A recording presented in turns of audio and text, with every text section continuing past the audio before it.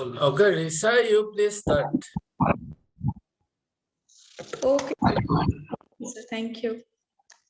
A very good afternoon to all the participants, respected Dr. Rukmi Datta, Dr.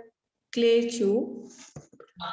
Welcome to the GIAN course entitled Advanced Permanent Magnetic Machine Drive Technology, Transport, Electrification and Rural Energy, Renewable Energy. I'm sorry. We have a tutorial session now. We have among us Dr. Rukmi Datta and her postdoctoral fellow, Dr. Clay. Associate Professor Rukmi Datta, presently working as an Associate Professor in Energy System Research Group, School of Electrical Energy and Telecommunication at University of New South Wales, Sydney, Australia. I welcome you, ma'am, for the tutorial session of the GIAN course. Briefly highlighting about Dr. Clay. Dr. Clay received the BE degree in Electrical Engineering and Automation from the Shandong University of Science and Technology, Qingdao, China in 2014, and the ME degree in Electrical Engineering from UNSW Sydney, Australia in 2017. He has recently received his PhD degree in Electrical Engineering at UNSW Sydney in 2022. He is currently working at UNSW as a postdoctoral research associate. His research interests include design and analysis of permanent magnet machines, high-speed motor drives, multi-physics modeling, and parametric optimizations. I now welcome Dr. Rukmi and Dr. Clay. If you may proceed with the tutorial session. Thank you so much. Thank you, Risha, for the introduction. The tutorial will be mostly led by Dr. Chu. I will be here if you need me to answer any questions, but most of the time, but I will not be present continuously, but I will pop in between. I will leave the session for Dr. Chu to take you through, and I hope you'll enjoy it. Okay? Yeah, okay. So first, thanks so much, Risha, for your warm welcoming. And yes, I will start. Okay, let me start with a formal introduction of myself, a very brief introduction, not formal. So yeah, hello. It is very nice to meet you all through this video meeting. I'm your tutor for this tutorial session and the following ones. My name is Clay Chu. You may call me Dr. Chu or just simply Clay. Clay is fine. So I received my PhD degree from UNSW Sydney, and Professor Datta was my PhD supervisor. You know my research interest, so I'm specialized in high-speed PLC machine design. So for me, personally, I'm very happy to have this opportunity to communicate with you and also learn from you. I have met many talented Indian students here at UNSW. We studied together and worked together. So I sincerely hope that this tutorial and this course can be a beginning of our friendship. I look forward to collaborating with you in future academic projects. And hopefully we can meet in person in India or Australia sometime later, okay?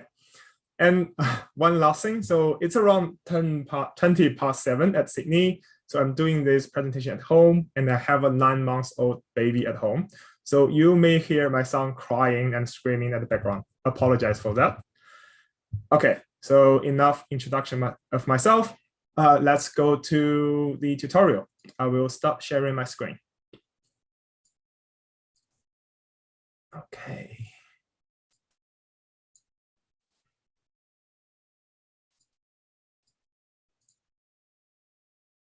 Oh, please give me, the host disabled me to share my screen. Please give me the right to share my screen. Thanks. Sir, we will be providing you the option to share. Just a minute, sir. Yeah, thank you.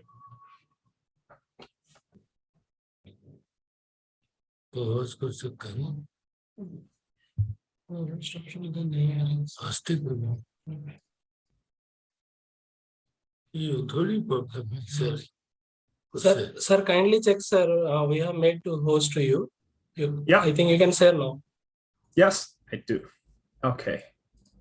Thanks so much.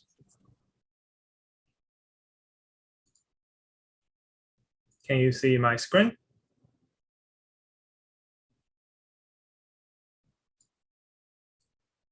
Hello? Please let me know if you can see my screen or not. Yes, sir. Your screen is visible, sir. Okay, cool. Thanks. Okay, so this is the outline of our tutorials. So we will have 4 tutorials, 1 for each day from today. And today's tutorial is about electric machine fundamentals. I know many of you have had a lecture from Dr. Datta and Professor Sakia that introduces these fundamental knowledge points, such as the Maxwell's equation, inductance, and magnetic material. So I won't dig too deep into the series. I will focus on helping you refresh these knowledge points using a few case studies and numerical calculations. And after this, we will, if we still have time, I will briefly introduce the most commonly used method to design an electric machine. Okay, just like how I would design an electric machine. And at the end, we will have a 20-minute quiz. Okay, so for some of you who are PhD or postgraduate, this material may be a bit too basic, but I know there are also some undergraduate students enrolled in this course, and they may need this. So please bear with me in these 2 hours. And it's also good to have a fundamental knowledge refreshment, right? So, okay, let's start. Okay, so these are our learning goals from the tutorials and workshop. So hopefully after completing these tutorials and workshop, you will be able to refresh the knowledge obtained from the lectures, acquire basic knowledge and skills of PMSM design and optimization.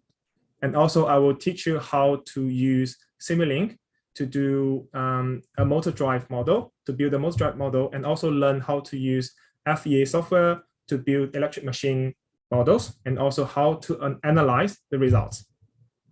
For the workshop, which will happen tomorrow and the next 2 days, so we may need you to have access to MATLAB and Simulink, but please tell me what version you are using at your institute.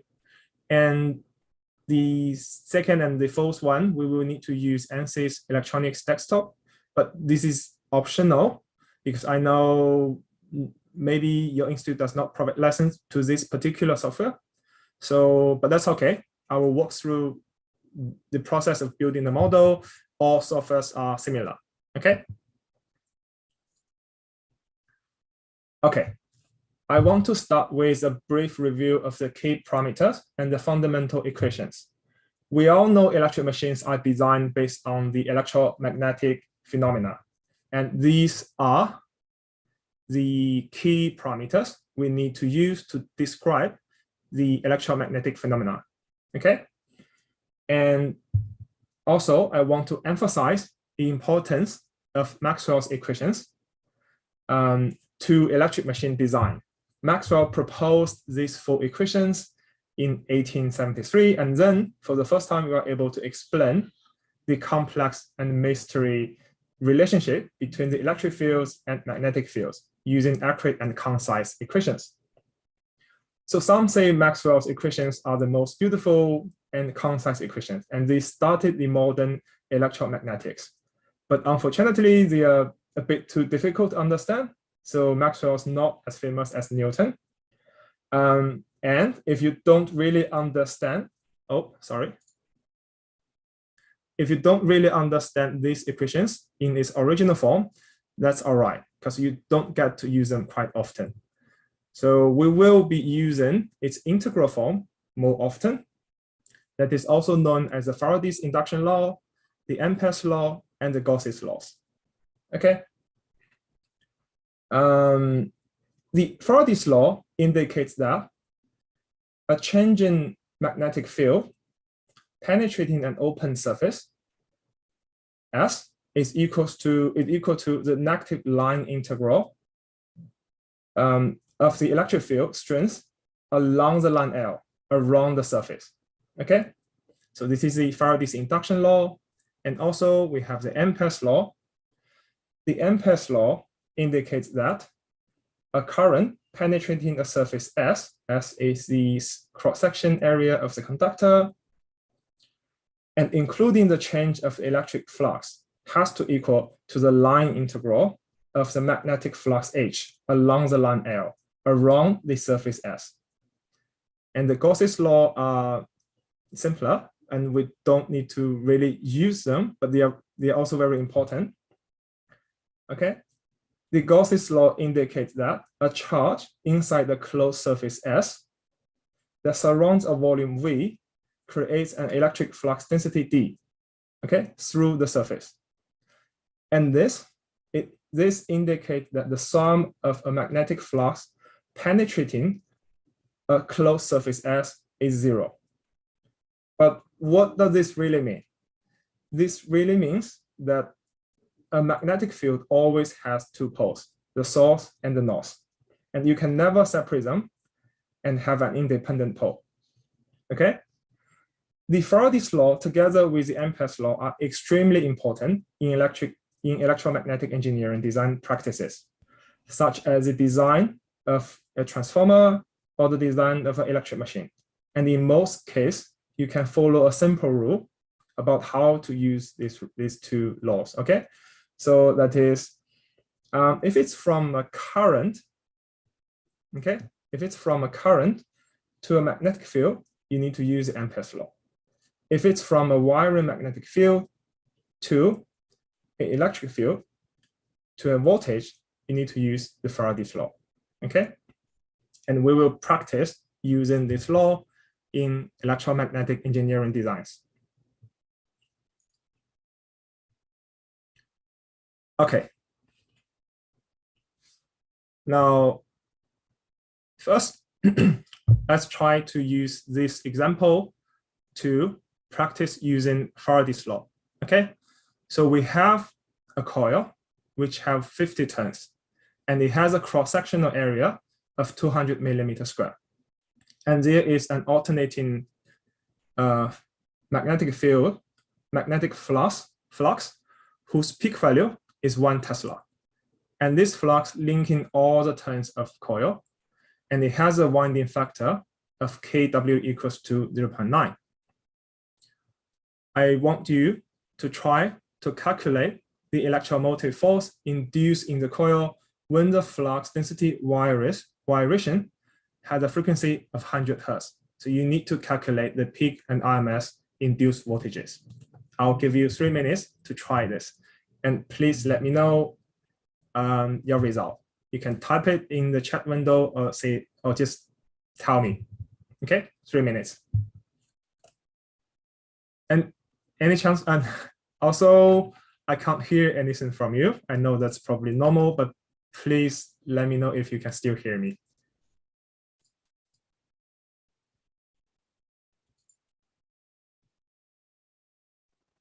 Sir, you are audible, sir. Okay, cool.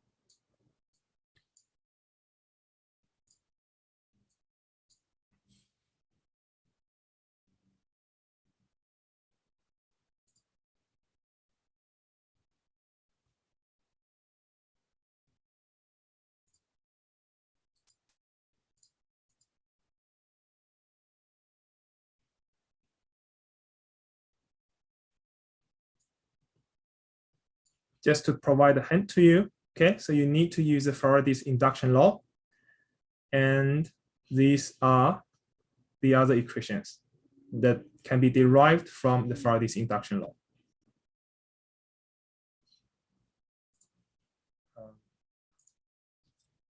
Yep.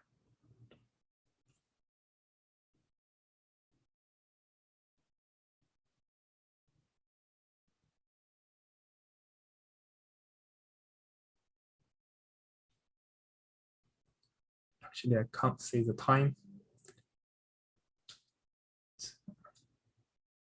7:29.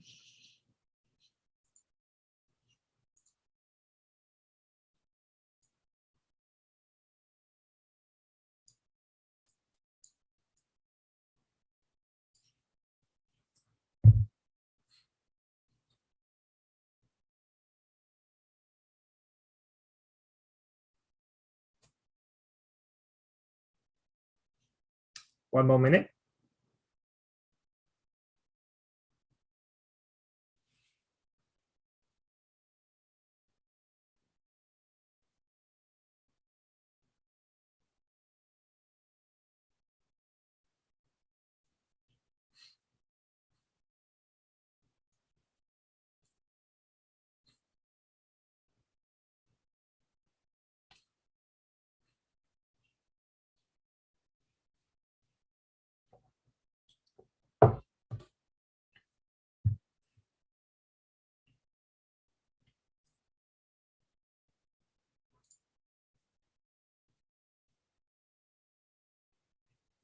Okay, so any chance you get value? Okay, so you get the peak value is 40.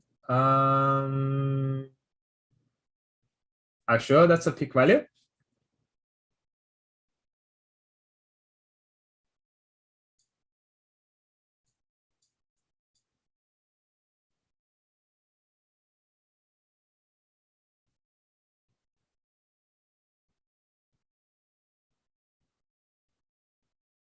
Or maybe because I did this in a rush, I may have a wrong calculation because this is 1T is the peak value. Yes, you may be correct. Okay, let's go through this together.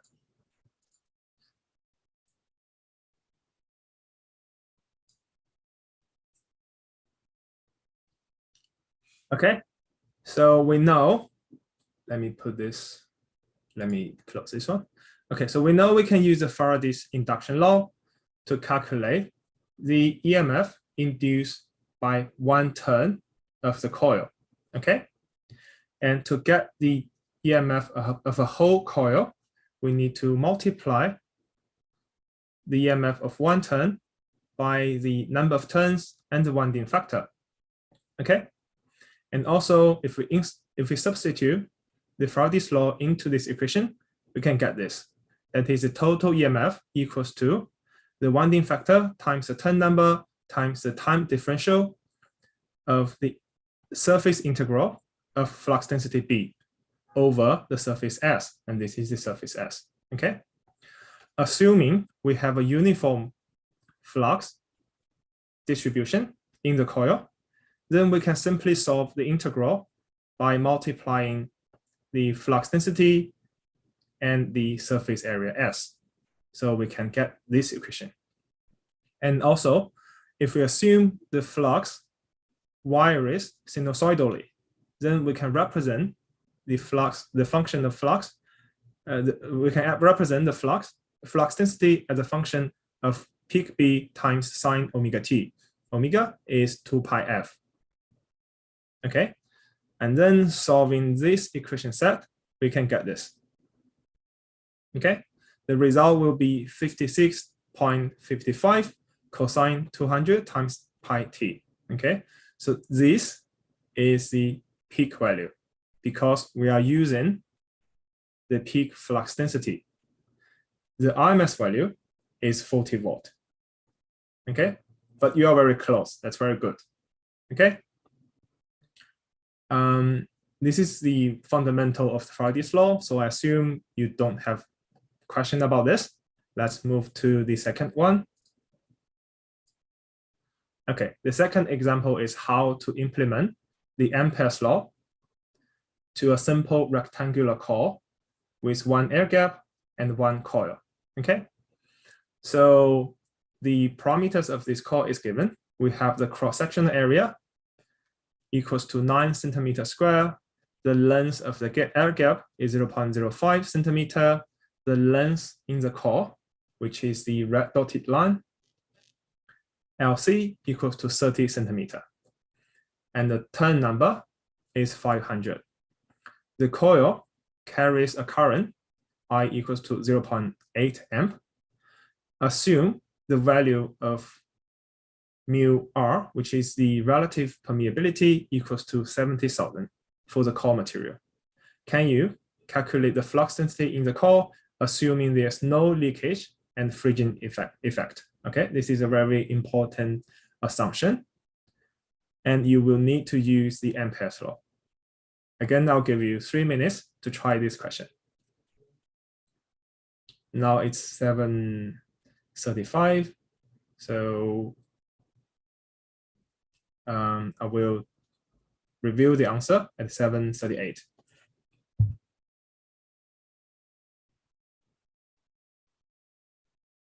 Again, remember you need to use the Ampere's law.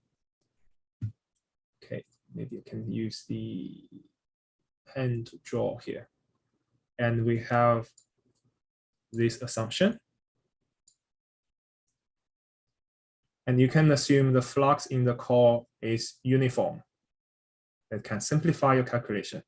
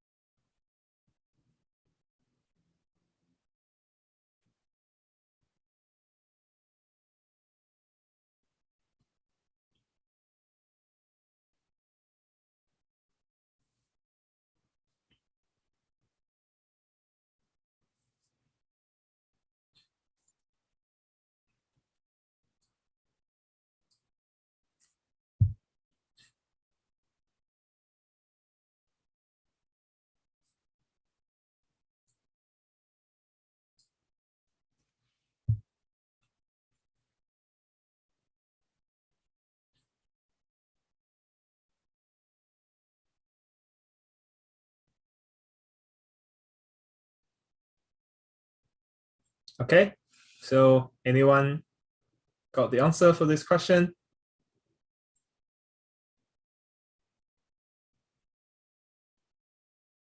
No? That's all right. Let's see what we can get from this.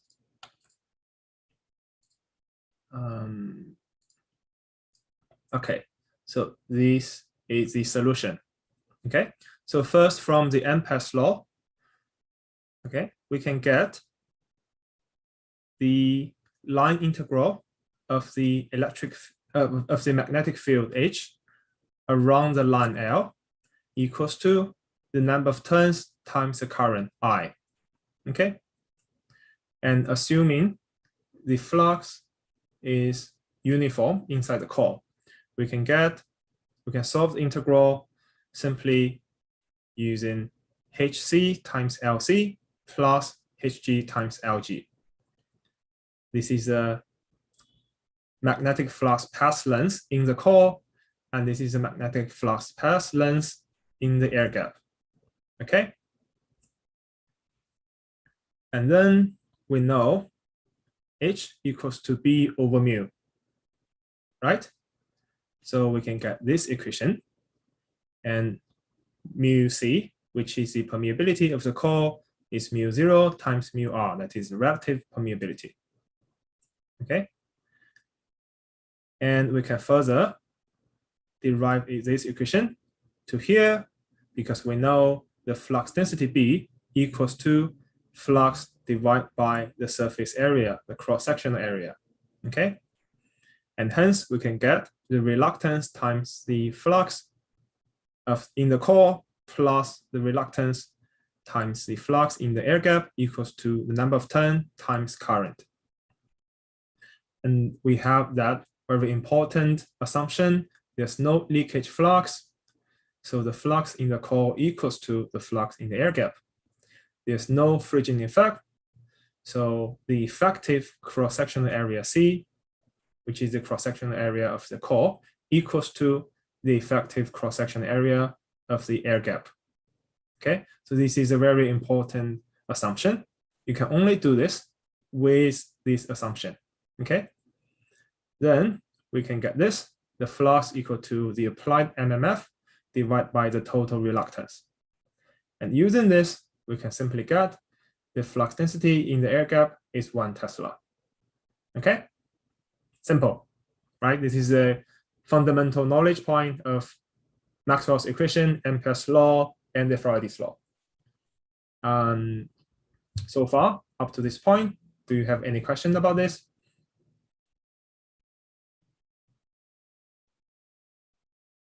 Okay, if there's no question, we'll move on, okay? Okay, now we have just tried implementing the Ampere's law to a simple rectangular core with one coil, like this, and one air gap, okay? Now let's do a reflective thinking of how we can apply the Ampere's law to an electric machine who has a complex structure, okay? We have the stator tools, we have an uneven air gap, and we have a rotor, okay? So how to do that? And we already know from today's lecture that it is doable. We can implement the Ampere's law to solve the field inside an electric machine, okay? And also we learn, okay, we can solve this problem using the winding function, which is the effective number of turns equals to the winding factor times the stator winding turn number times cosine theta. Cosine theta is the angle around the stator, okay? So this is the winding function. You have learned about this, so I will not just repeat this, okay? And we also learned from today's lecture that we can use these equations to calculate the distributed winding MMF of one phase. How can we do this? How can we come from this to this? Okay. I hear something. Do you have a question about that? No? Okay. Okay. I know this complex motor structure looks a bit scary, but we can do some reasonable simplification to make it easier to solve. And now it's the kind of a magic time how to do that. Okay. Let me use the pen. Oh,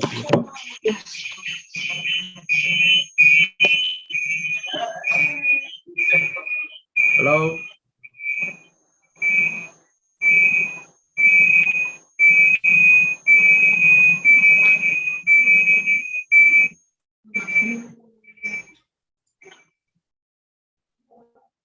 If anyone have any electronic gadgets other than your Zoom meeting gadget, please keep aside. It's all right. I can mute this student if you like. So okay. So if you want to ask a question, you can send a message in the chat window. Then I can unmute you. Now let's continue. Okay. So we know for this motor structure, we have the phase A winding. Okay. The phase A winding around the rotor is kind of winded like this, right? And we supply current to the winding. and we can approximately simplify the rotor, although it is round. We can approximately simplify it to a rectangular iron core. Okay. Then with this simplification, we can get this. Okay.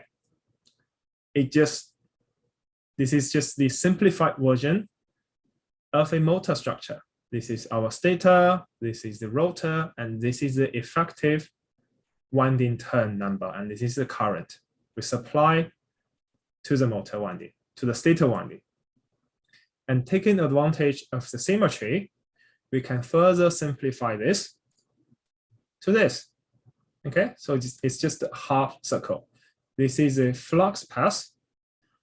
We have one winding, as we introduced in the previous example. We have two air gap.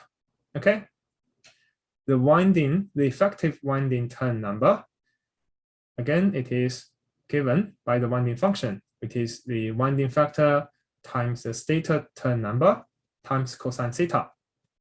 Okay, now we know we can get this. Okay, from the Emitter's law, we know the field inside the core times the flux path in the core plus the field strength in the air gap plus the length of air gap equals to Ni. It's just we need to put this equation here. We need to substitute the winding function to here.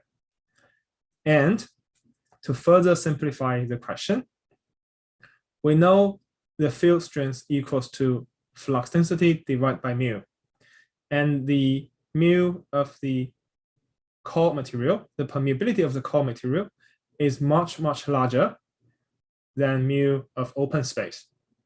So to simplify the question, the problem, we can consider Hc, which is the field strength in the core. Assume it's not saturated. It is far less than the field in the air gap. Then we can neglect this term. Okay? If we neglect this term and we substitute the winding function to here, we can get this equation. 2 times Hg times Lg.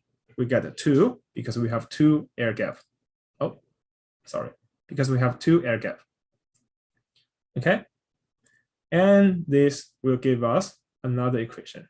That is the flux density in the air gap equals to the maximum flux density in the air gap times cosine omega t times cosine theta. We get this cosine omega t from Ia, because Ia equals to I, the maximum value of I, amplitude of I times cosine omega t. And Bm equals to the winding factor times the number of turns in the stator and the amplitude of current I. Okay, so this is how we simplify the model of a motor and implement the Emitter's law to it. Okay, this is very interesting, right? Do you have any question about this, about the process of simplify this to this and how to derive this equation? If you have any question, you can just tell me or type it. Okay.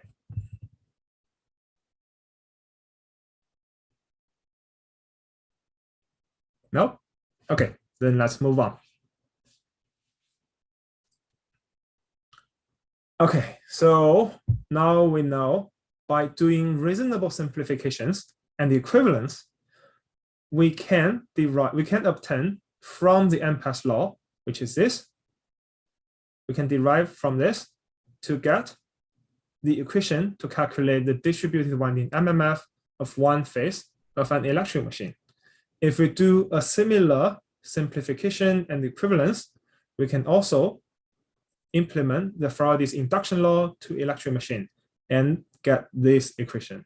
Okay, so because the time is limited, I won't demonstrate the process again, but there's one thing I want to remind you is in textbooks or in some other place, you will see this equation quite often. Okay, that is 4.44 times the winding factor times the stator phase turn number times the maximum flux and the synchronized frequency. Okay, this 4.44, when you see this equation, you need to know this 4.44 is actually 2 pi divided by square root 2. Okay, so if this 4.44, the result you get is the RMS value. It's not the peak value. Okay, if you want to get the peak value of the EMF, you need to use this part of the equation and don't divide it by square root 2. Okay. Okay. So now it's your turn to try to implement the Emitter's law and the Faraday's law to this case study. Okay. This case study asks us to calculate the field winding current that can ensure a maximum magnetic flux density be in the air gap. The flux density in the air gap equals to 0.82 Tesla. Okay, if there are 95 field winding turns per pole, with the winding factor Kw equals to 0.96, and we assume the air gap magnetic flux density of the machine is sinusoidal along the pole shoe, and the magnetic permeability of the iron is infinite. Okay, so this simplifies the question. Okay, and the permeability of air is 4 pi times 10 to the power of -7. And the minimum length of the air gap is 3.5 millimeter.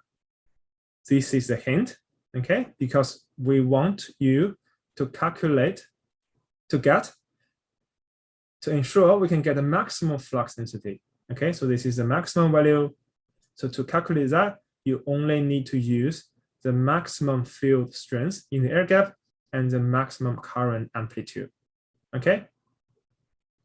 I'll give you 3 to 5 minutes to try this. Okay. I want every one of you to work on this because we have introduced the Faraday's law and the Emitter's law. So try this and let me know what is the value you get. Okay, I got a question about the BM. How about we go back to the question after we finish this case study, okay?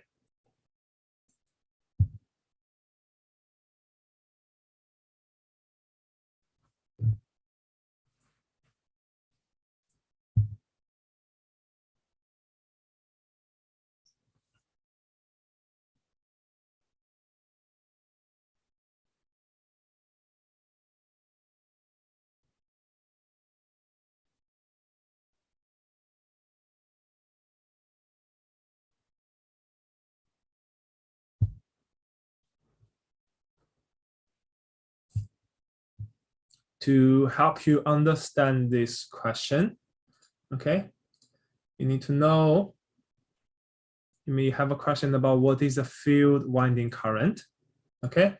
So, and what is field winding? Okay, field winding is the general term that refers to the winding that are used to generate magnetic field. So it's kind of a general point that represents all stator winding. But in this case, you can simply treat it as the stator winding of a one-phase machine, okay? Of a one-phase machine like this. So you only have one phase.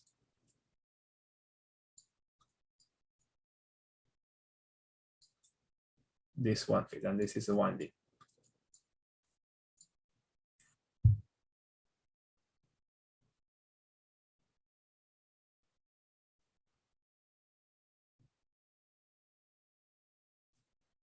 Maybe I can do a better drawing, sorry.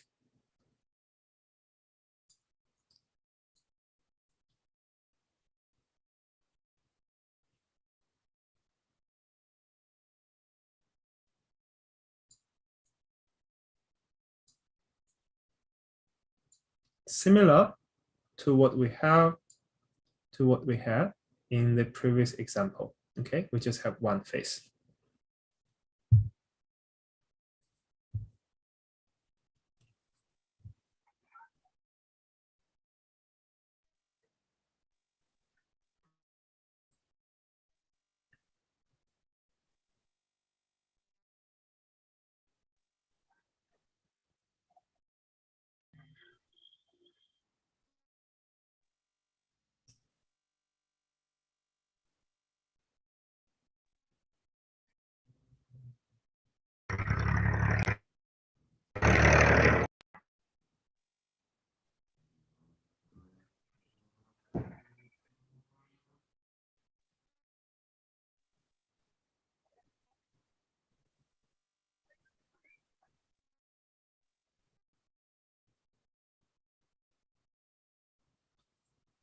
you just need to implement the Emitters Law in this question.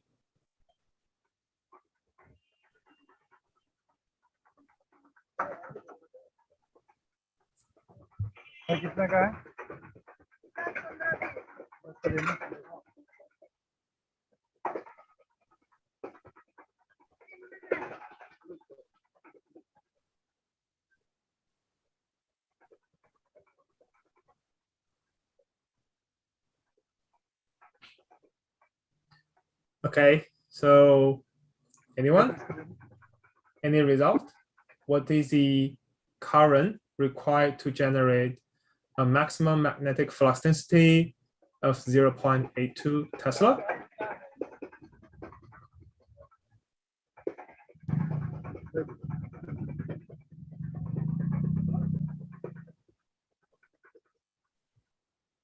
No?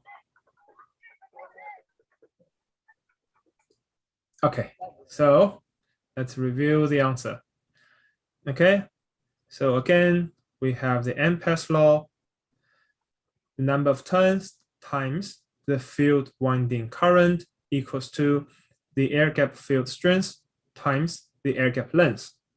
Okay, this is the value we want to get. And we know the field strength in the air gap equals to the flux density in the air gap divided by mu zero. Mu zero is 4 pi times 10 to the power of minus 7. Okay, and IF will just simply equals to this divided by the turn number.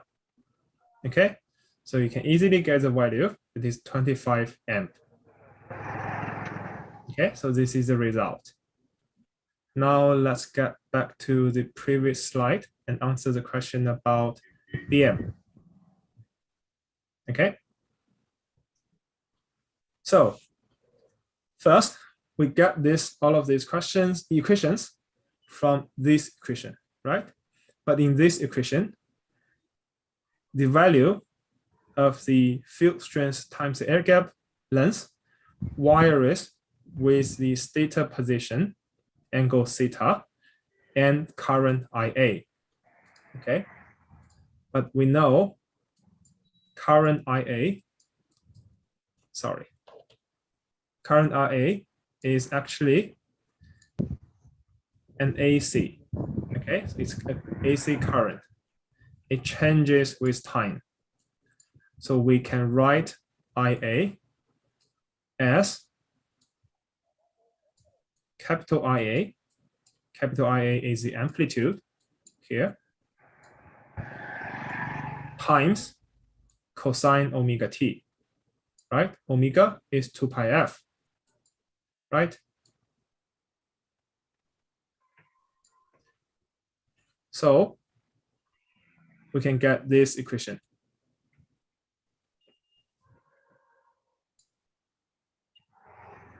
Okay, which is the air gap flux density equals to the maximum value of the air gap flux density times cosine omega t times cosine theta. And omega BM, which is the maximum flux density in the air gap, equals to this. That comes from this part. And IA, because IA equals to capital IA times cosine omega t. So cosine omega t went to here, IA went to here, and KW times NF times IA combined together is our maximum flux density. Okay. But this answers your question.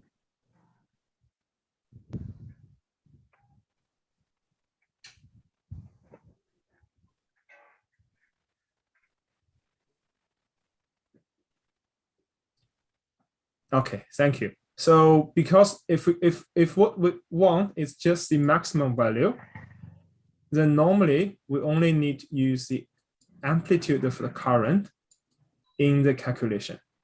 Okay, so you use the amplitude of the current in this equation, you can get the maximum flux density. Okay, now let's move on. And so this is how you implement the Emitter's law to solve this equation, to solve like how many, what's the current value that is required to generate an air gap flux density of 0.82 or any other value. Okay. Okay, so now we have refreshed the knowledge point about Emitter's law and induction law, but also from today's lecture, we have learned about the self and mutual inductances. Okay, the self inductance of a solenoid or a toroid can be calculated using this equation. And eventually, you can get the self inductance equals to the turn number square divided by the reluctance. And also we learned that for two solenoids that are close to each other, their mutual inductance can be represented using these equations. Okay. But for a real three-phase PMSM, we will have self-inductance of each phase, that is LA, LB, and LC, and mutual inductances between each phase. And these inductances vary with current and rotor position. Mainly with rotor, but in different cases, it varies more, depending on the situation. Sometimes it varies more with the current, sometimes it varies more with the rotor position. Okay, and most importantly, you need to know that the three-phase inductances can be represented in the rotor reference frame as LD, LQ, and the cross-coupling LDQ inductance, LDQ equals to LQD, okay, using the DQ transformation. This is very important because you need LD, LQ, and you need to know the rotor reference frame to do motor drive and also motor design. Okay, so let's try another question, but this time it's about the inductance of a PMSM. Okay.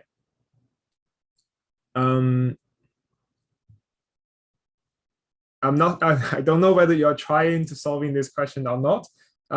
If you feel, it's not convenient for you to solve these equations during this time, we can just skip this time. I just tell you the answer. We just do this question together. Or do you still want to give it a try?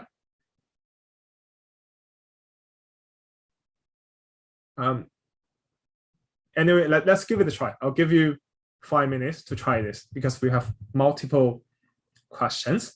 Okay, so that's for a 50 Hertz star connected 4-pole 400 volt PMSM synchronized machine. Okay, and it has the following nameplate values, which is the rated power equals to 200 kilowatt. Its efficiency at the rated condition is 95%, which is equal to 0.95. What is this?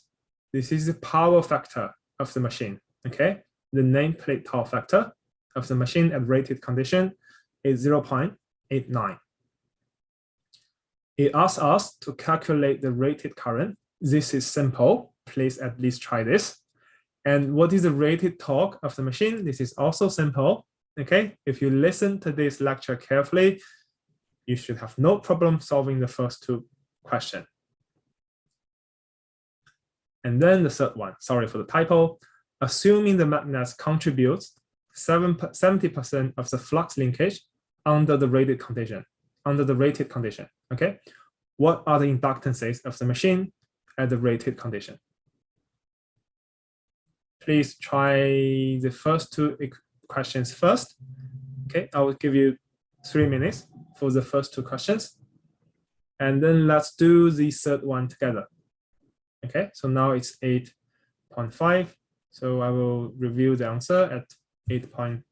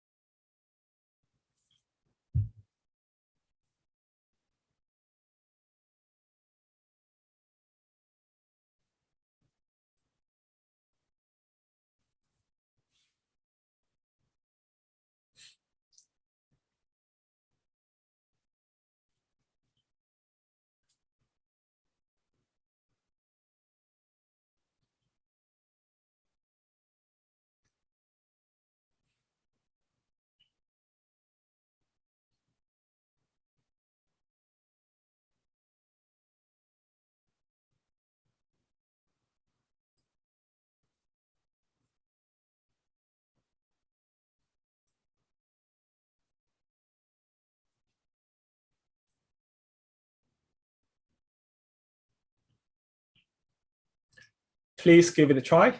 Even your answer is wrong, that's all right.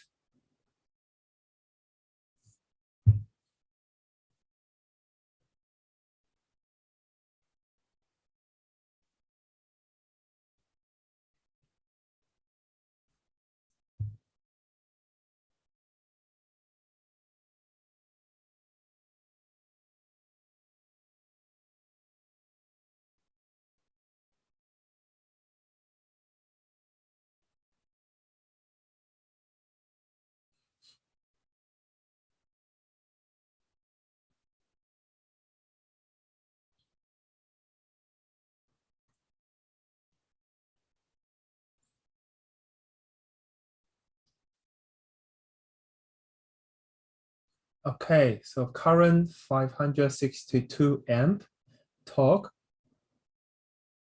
1273 Newton meter. Good.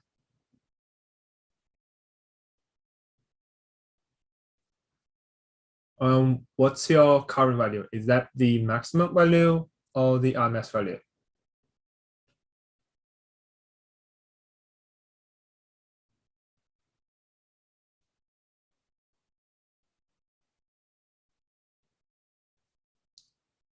Right, okay, then you got the right answer. Good, thank you.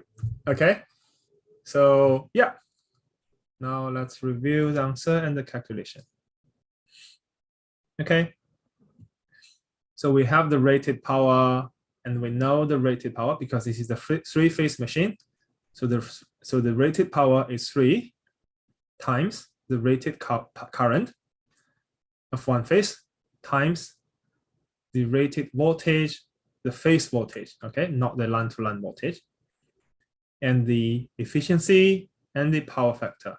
So I equals to the rated power divided by the rest terms in the right-hand side.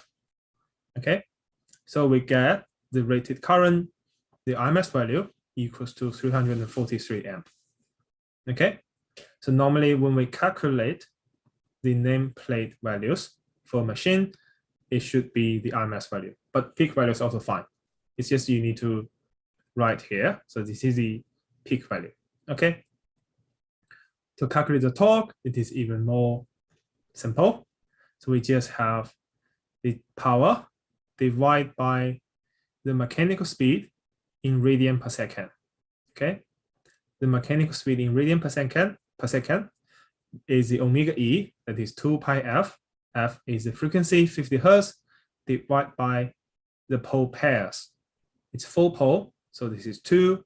We get omega m is 157.1 radian per second. Okay, so Amit get the right answers.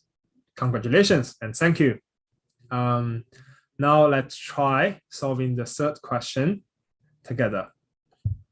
Okay, so the first thing we need to do is to solve the is to get the electric frequency. Okay, the electric angular speed. Okay, electric angular speed, that is 2 pi f. 2 pi times 50 hertz. That's simple, that's 314 hertz. Okay, and we know the flux linkage equals to the voltage, okay, the rated voltage divided by the electric angular speed, okay, because what we want to get is the peak flux linkage. So here we need to use the peak voltage. That's why it is square root 2 times 400. That's 400 volt. Okay, and divide by square root 3. Okay, because we need to convert it to the phase voltage, not the line to line. Okay, so from this, we can calculate the phase flux linkage peak value is 1.036 Weber. All right, and also from this, we know this flux linkage, there are 70% of that is contributed by the magnet. So the flux linkage generated by the stator winding is phi n times 1 minus 0.7. So that's 0.311 Weber. Okay. Then from the Emitter's law, we can get, sorry, not the Emitter's law, from the equation to calculate the inductance, we can get the stator phase inductance here, which is also the synchronous inductance is, oh, I need to use the pointer, is the phase stator flux linkage divided by the current, and they all should be the peak value because we, at the beginning, we use the peak value, so it should all be peak value. Okay, so we get from this, the synchronous inductance is 0.46 millihenry. Okay, and from today's lecture, we can know this equation. Okay, the synchronous inductance times current IA equals to 3/2 phase inductance, self-inductance. Okay, so that's LAA, phase self-inductance, LAA times IA. And in this case, that is the stator flux linkage equals to 3/2 times the phase inductance, phase self-inductance, times IN equals to LS times IN. Then from this, we can get the phase self-inductance is 2/3 times LS is 0.42 millihenry, and the mutual inductance is half of that, 0.21 millihenry. Okay, this is a very these are very useful equations, and you may gonna need to use them in real engineering practice. So sometimes you may get a motor, and normally the producer only provides you the power, the efficiency, the speed, and you can estimate, using these equations, you can estimate the self-inductance and the mutual inductance of the machine. Okay, so this is how to do that. Are you clear with this? Do you understand what I'm saying? Do you have any question about this?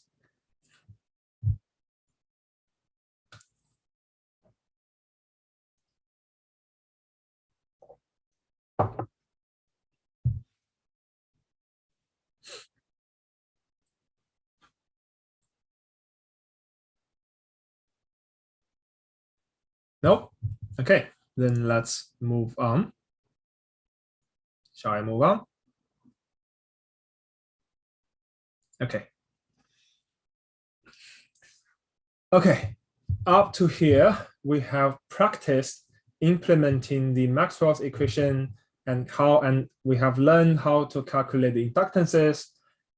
The next very important knowledge point is the magnetic characteristics of permanent magnets. And here we got another example for that.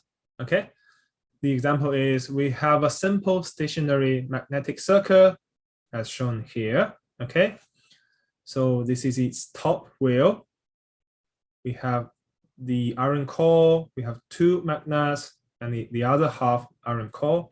This is the side wheel. Okay, so 17 millimeter is the thickness of the core. Okay, and also we know the basic magnetic parameters of the magnet used in this core. Okay, we have the minimum value of BR equals to 1.25 Tesla, which is this value.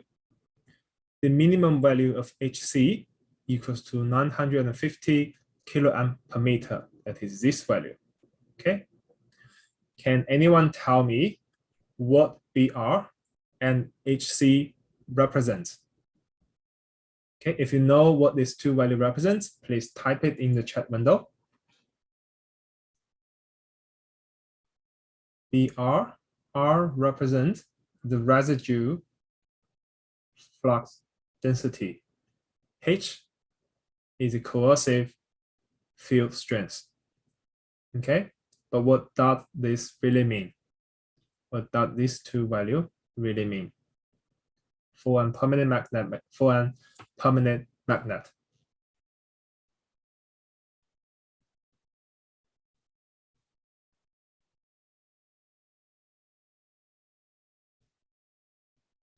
Nope. Okay.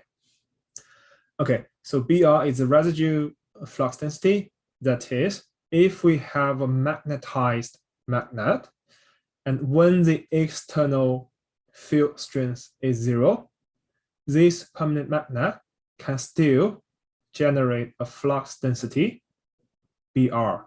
Okay, that's why it is called the residue flux density. And the coercive field strength is the field strength that can completely demagnetize the magnet. Okay, so if you have a magnetized magnet and we apply an external field strength of Hc, okay, the flux density generated from this magnet will be 0. Okay, so these are the most important two parameters of a magnet. So in the future, when you do engineering, magnetic engineering projects, and you are buying magnet, these are the two values you need to check. Okay, the most important two values. Okay, we also know this magnet has temperature coefficient of alpha B equals to minus 0.13% per Celsius degree. Alpha H is minus 0.61% per Celsius degree. Okay. When the temperature of the magnet is between 20 and 1500 degree. What does this mean? This means, okay, so first, these two values. Normally, these two values are given for the room temperature, that is 20 Celsius degree. Okay, so if the temperature rises from 20 Celsius degree, your BR and HC will reduce. Okay, so if temperature increase, your magnet curve or line, the demagnetization curve will move down along this direction. You will get a new BR and a new HC. Okay, if the temperature rises from 20 Celsius degree. How much it decrease? How much it decrease? Okay. Oh, sorry. You can get it from this value. Okay. So this is alpha B times delta temperature. Okay. Okay. Okay, next, let's introduce the dimension and size of the core. Okay, so we have the height of the magnet, that is 6 millimeter. The air gap length is 1 millimeter. The U shape and the I shape ferromagnetic core are made out of laminated electric steel who has a constant relative permeability of 3500. Okay, so this is, remember, this is relative permeability. The weight of the magnet and the core is the depth, sorry, not the weight. The depth is 17 millimeter. Okay, we are requested to calculate the air gap magnetic flux density. That is the flux density here. Okay, the air gap magnetic field strength. That is the field strength here. Okay, when the temperature is 20 Celsius degree and when the temperature is 100 Celsius degree. Okay, again, we have this very important assumption. leakage and fringing magnetic flux can be neglected. Okay. Professor Data has introduced similar problems during the lecture. She mentioned the method for solving this type of problem. Okay, it's related to the figure showing here. Okay, what is that method? What is the name of that method? Do you still remember this? Anyone?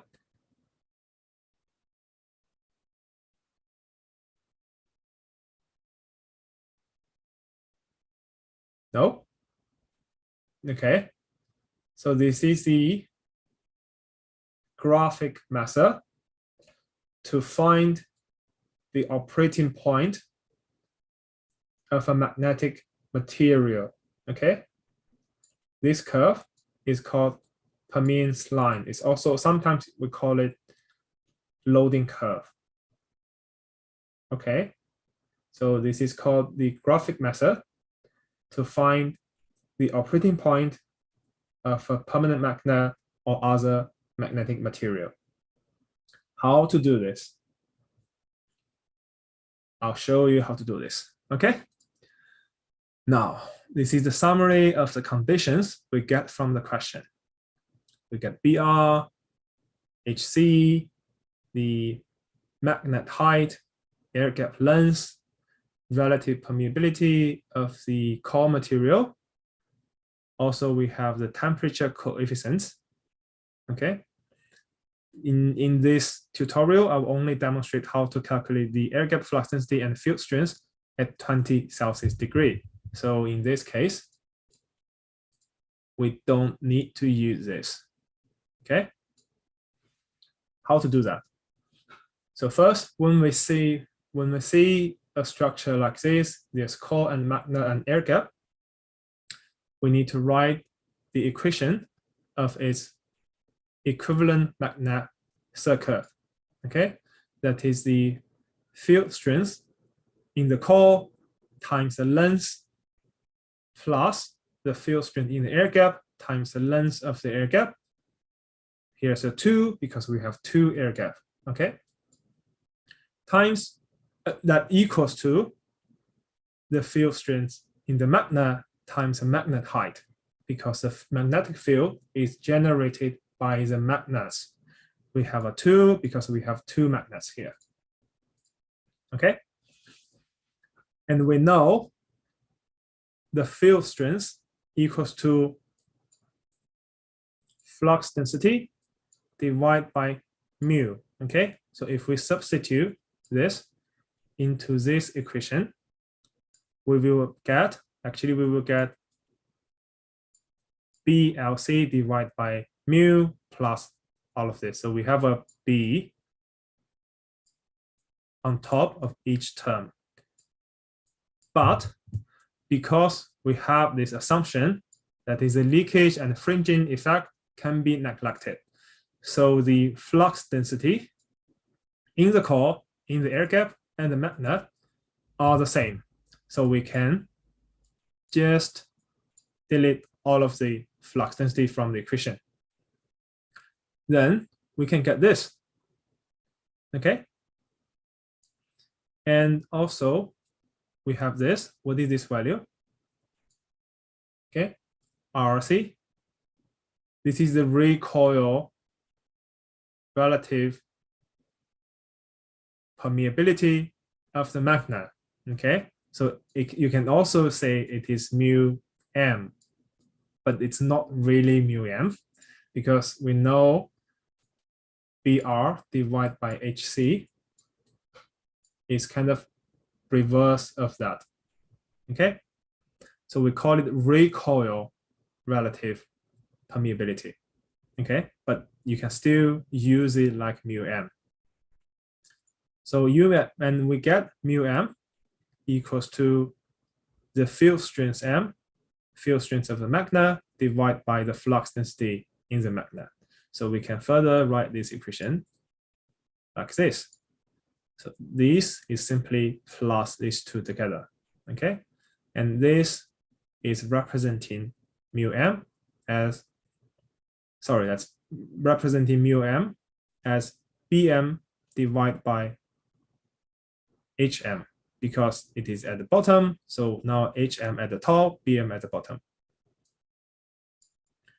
And further derive this equation, we can get Bm equals to all these terms times Hm. And all these values are constant, okay? So if you substitute the numbers into this equation, you can actually get the flux density in the magnet equals to a constant number times the field strength of the magnet. And you can use this to draw the permeance line. It's kind of like y equals to ax. Okay, so this is how you draw this line. Okay, we know the equation of this line. We know the value of BR. We know the value of HC. Then using the graphic method, we can locate the operating point, okay?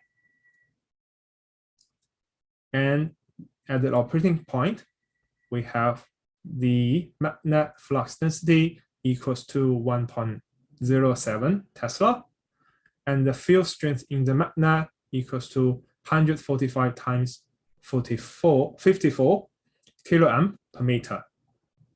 Then, very easily, we can get the flux density in the air gap equals to the flux density in the magnet, because the assumption equals to 1.07 Tesla. And the field strength in the air gap is Bg divided by mu0, because in the air gap, we only have air. Okay, so that's approximately mu0. So now we can know the field strength in the air gap is 851.48 kilovolt per meter. Okay, sorry, this is amp. Sorry for the typo. But yeah, this is how you use the graphic method, how you get the equation for the permeance line and how to find the operating point. Again, this is another very important method, or you can also call it the analytical tool, to find the working point of a magnetic core or a magnet. Okay, so when you are requested to design a transformer or to design the machine, you will need to use this method very often. So remember how to do this. Okay, this is very important. Do you have any question about this?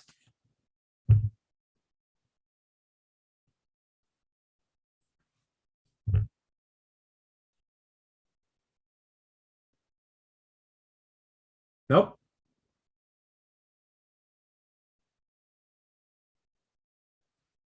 If not, okay. So this is our last numerical example or calculation in this tutorial. But like I said, if we have more time, I will introduce how a machine designer will design an electric machine. Okay. So first, from today's tutorial, we learn how to use the analytical equations and method to solve the fields inside an electric machine. But now it's the final reflective thinking. How do we solve the fields in the more complex PMSM? Okay, such as a PMSM as shown in this figure.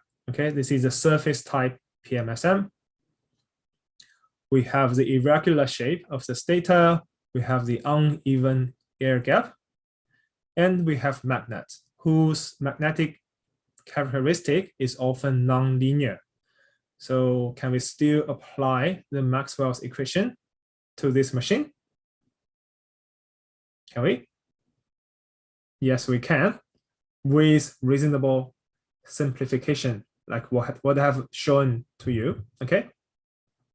But in the other case, sometimes we'll have a much more complex rotor structure, okay, such as this. This is a double layer, weight type, interior type, permanent magnet synchronous machine rotor, okay. So this is one pole of the machine. In each pole of the rotor, we have 4 pieces of magnets. We have this irregular shape of the magnet slot, and we have this magnet bridge, the pole iron bridges. Sorry. So just imagine, how can we implement the analytical laws to such a complex structure? Okay, it's going to be very difficult. Like, even we can assume the iron core, the permeability of the iron core is constant, you still need to construct a very complex equivalent circuit to solve the field in the stator and the rotor. Okay, so we can come to these 2 methods. The first one is similar to what I have introduced to you. So that's analytical method with reasonable simplification. Okay, and yes, there are more complex analytical methods that can give you more accurate result, but in general, comparing to the second method, which I'm going to introduce to you, analytical method is inaccurate, okay, and it is very experience dependent. But it also has certain advantages. It is simple, it is quick, and it does not require a large amount of computational power. Okay, the second method is finite element modeling based analysis. So in finite element modeling softwares, it allows us to build a motor model that is exactly the same to the real motor in the real world. So you can have a 3D model. Okay, let me have the laser point. You can have the 3D model of the motor with the stator. You can assign the material with copper stator winding, rotor bar. This is a induction squirrel cage machine. You have the rotor core and the shaft. You can have the same model, the same design as a real machine. Okay, you can also have the cross section of the motor as a simplified 2D model.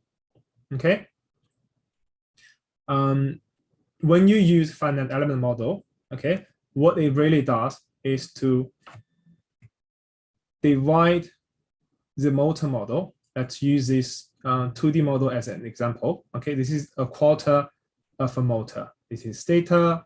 This is the stator slot, magnet, and flux barrier. Okay, what finite element model really does is it divides the model into finite number of very small elements. Okay, once we divide them into very small elements, it's kind of like we have a small piece of iron or magnet, and the field inside each of these elements is uniform.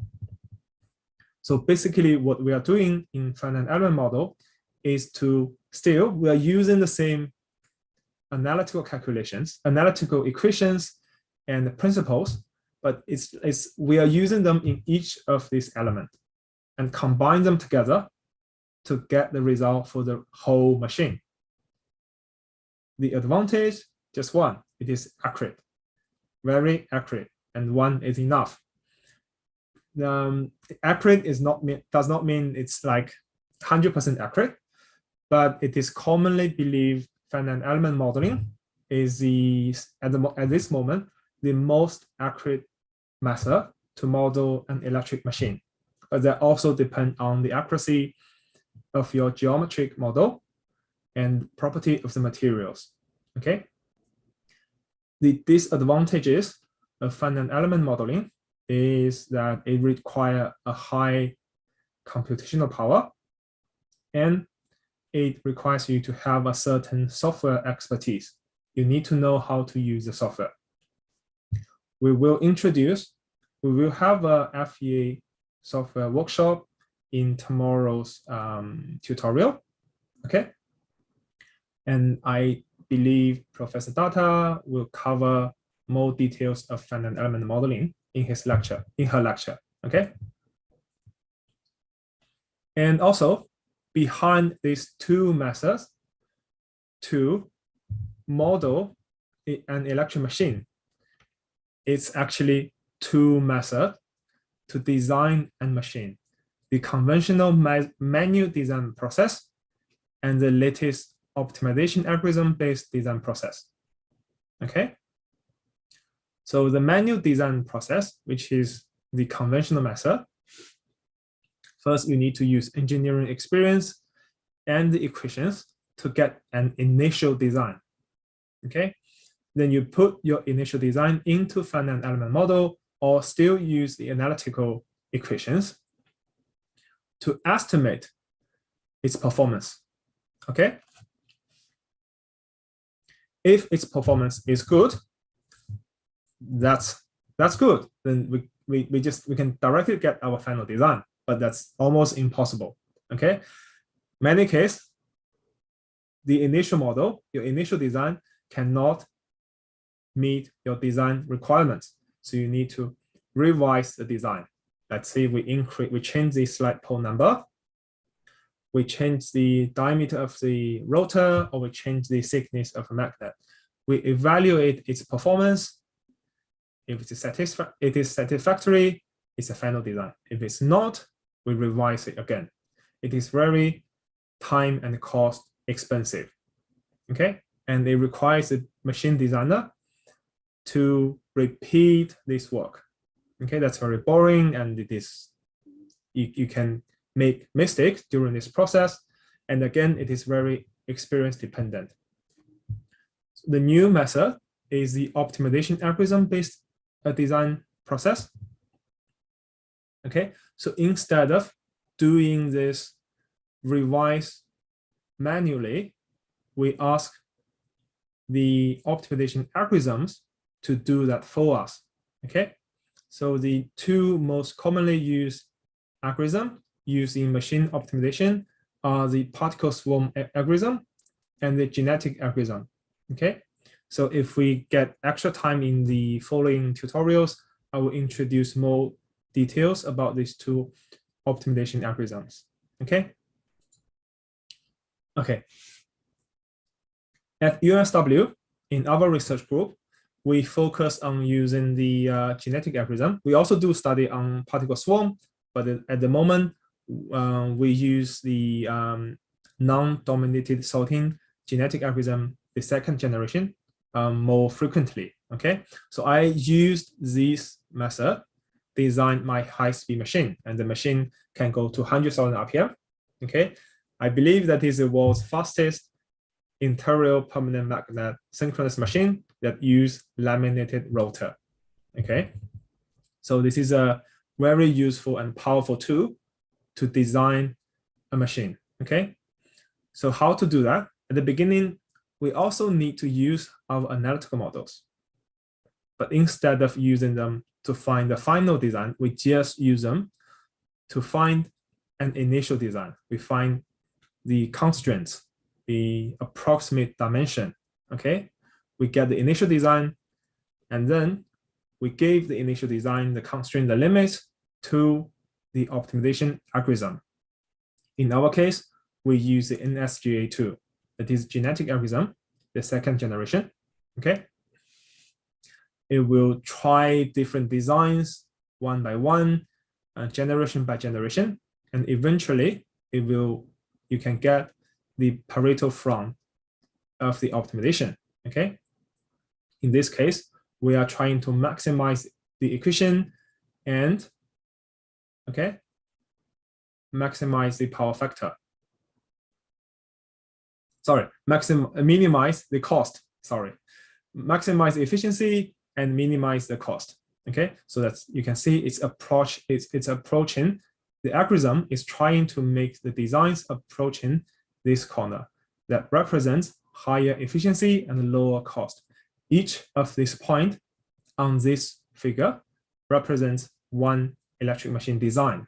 Okay, and they are generated automatically by the algorithm. And once it generates the generation, it evaluate using finite element analysis, multi-physics modeling. So it does not just evaluate its electromagnetic performance, we also evaluate its mechanical performance and thermal performance. It just repeat this process automatically, and eventually we can get the optimum design. Okay. So this is the FEA-based optimization, how the FEA-based optimization works. We'll introduce more details about this design process in the following lectures and tutorials. Okay, so yeah, that's all for today's tutorial. Now we are going to have a quiz, approximately 20 minutes. Okay, so please use this link. Oh, Discord. I will send this link to the chat window. So please click the link or scan the QR code to attempt the quiz. Okay, there are 7 questions and it was total 10 marks. Okay, now it's 8:43. You have 20 minutes to complete the quiz. Oh, sorry. Maybe before we do the quiz, before we do the quiz, let's do a final Q&A session. Okay, do you have any questions about today's tutorial? If you have any question, now is the best time to ask the question because you are going to have a quiz. Okay. Do you have any question about it, about today's tutorial?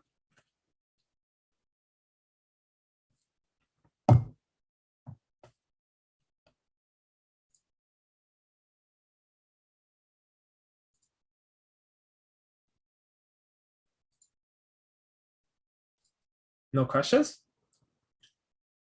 Okay, if you don't have any questions, then please try the quiz. Okay, you have 20 minutes. Now it's 8:44, so 20 minutes, that will be 9:14. Let's make it 9:15. Okay.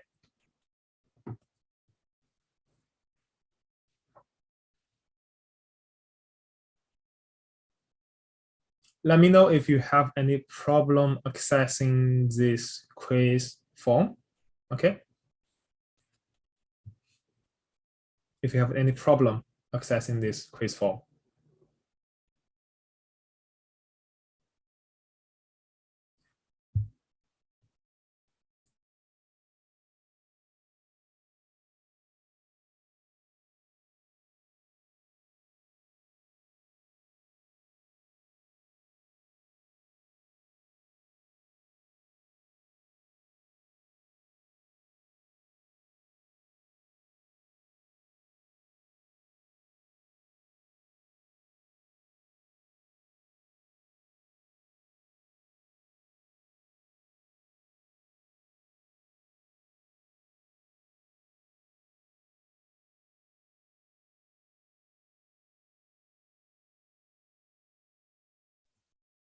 Anybody from the participant, is there any problem of scanning this?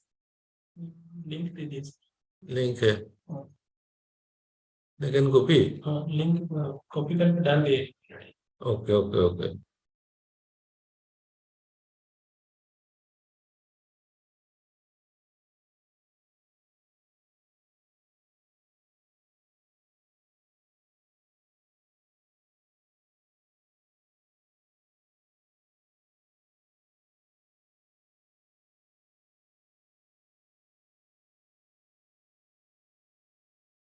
Sorry.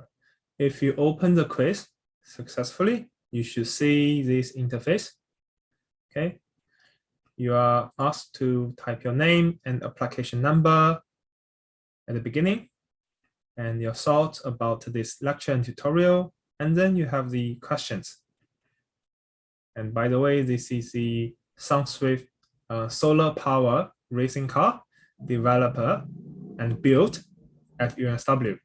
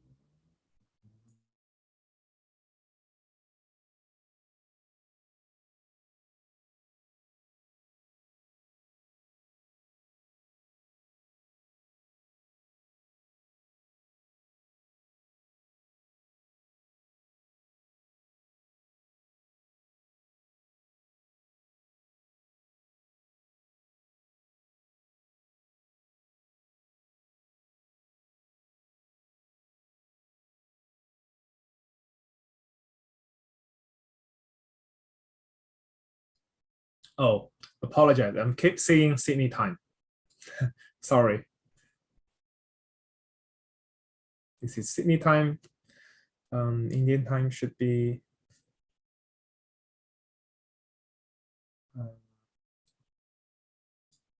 Okay, I'll just delete this.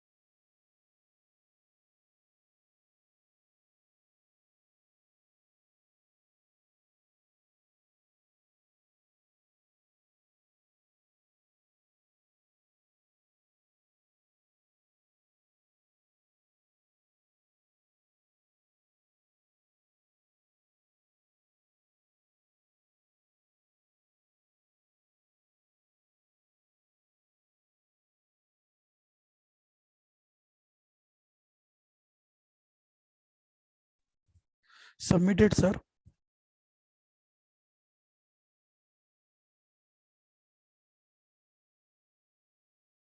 Please wait. After though you have submitted, we have to take one screenshot.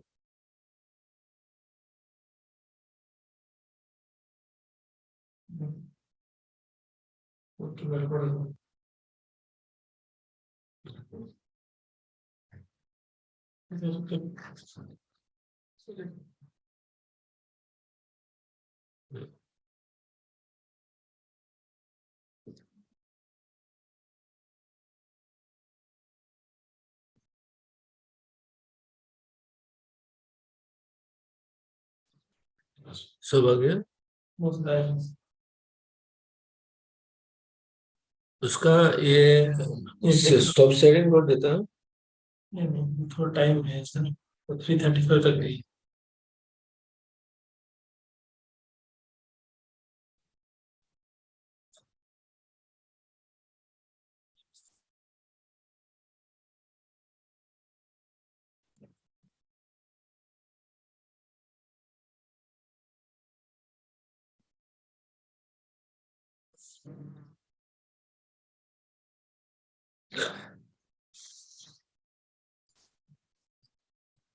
उसका time Okay. I can see that I got 17 responses. So I believe most of you have completed the quiz. If you haven't, please continue. You still have a few minutes to finish the quiz. And I'm sorry, there's a 5.5 hour difference between Sydney time and India time. So it's very confusing to me, and also sorry if I made it very confusing to you. Okay, next time I will change my time to India time before I start the tutorials.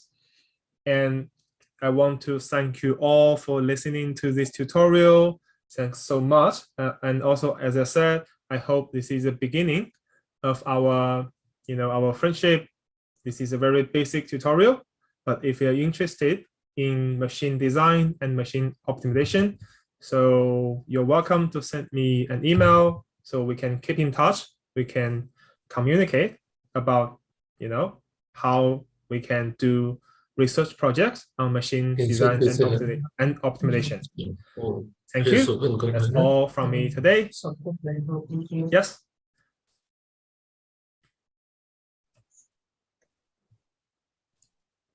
Risa, are you here? Risa.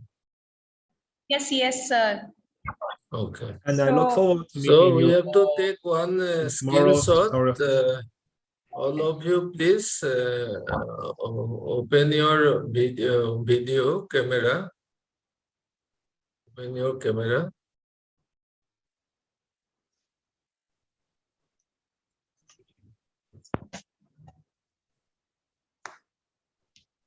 Hello, I can finally see the face of some of you.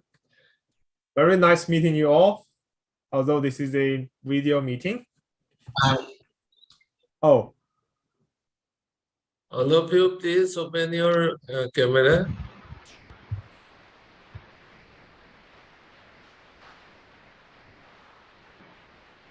They're already open, sir.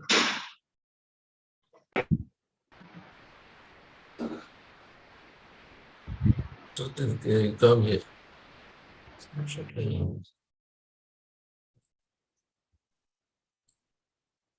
Sorry, I forgot to turn on my speaker off. Turned off. Okay. So yeah, I may interrupted you, Professor Sakia. I'm sorry if I interrupted you. Okay, take it. A minute.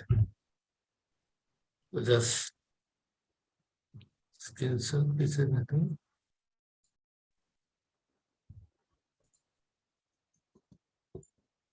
Okay.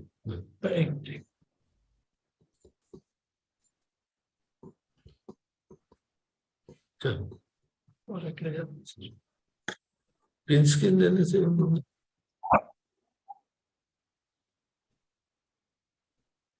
Stop का नहीं था ना stop का नहीं नहीं ले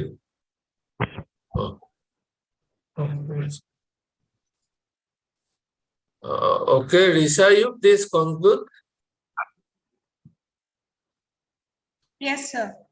So I really thank Dr. Clay for taking such an informative tutorial session.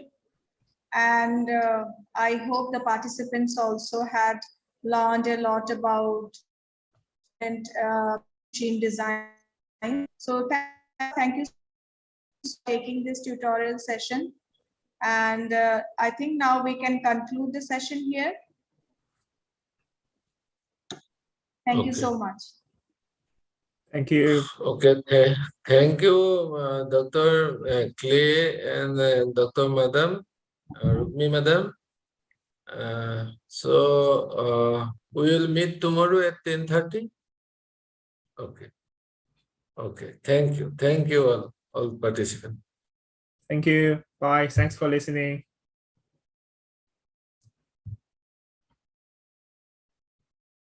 Thank you.